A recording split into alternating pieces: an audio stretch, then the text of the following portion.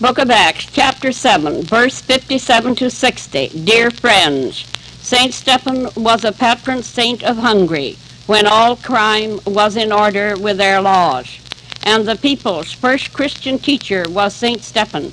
This was in the year 1000, and all records were kept by the second Pope of Rome, whose name was Sylvester of the Vatican. He presented Saint Stephen with a sacred crown, with Christian baptism and rites, making him a Christian king of Hungary. The great monarch saint built churches and monasteries. He also laid down laws and established customs, and to this he added higher education for their schools.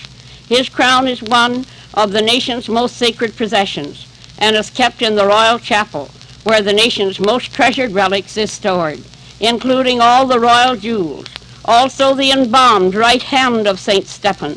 This hand is shown to all the people on St. Stephen's Day every year to renew their memories of the saint. The city of Vienna is the capital of Austria and is very beautiful. Then on your right is St. Stephen's Cathedral. Vienna and Budapest is divided by the river Danube and is the capital of Hungary, which is the best commercial city of the Austrian Empire and is divided by a bridge.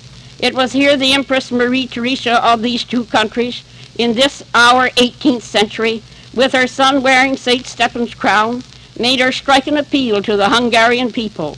These brave, noble men, in answering her appeal, said, "Our life and our blood for our queen and country," because the power of right thought, which means education, and was taught by St. Stephen, was ruling in the minds of this our fatherland people. Hungary has the largest cathedral. Its arch is priceless. The royal castle is the beautiful home of a proud Hungarian nation. Now comes the steamer, cruising through the Straits of Gibraltar from the eastern end of the Mediterranean Sea. Who comes now? Why, Saul from Tarsus, who persecuted the Christians and gave his consent to the stoning of St. Stephen. And he also held the coach of the men that committed that terrible crime. You all can read in Acts 22, 17 to 20, how St. Paul regretted this act until his death. The beautiful river Danube flows by a bronze statue of our martyred saint, which flows on towards the iron gate where St. Stephen was stoned. This was a dark day, and when he cried to the stoners for mercy, they refused him.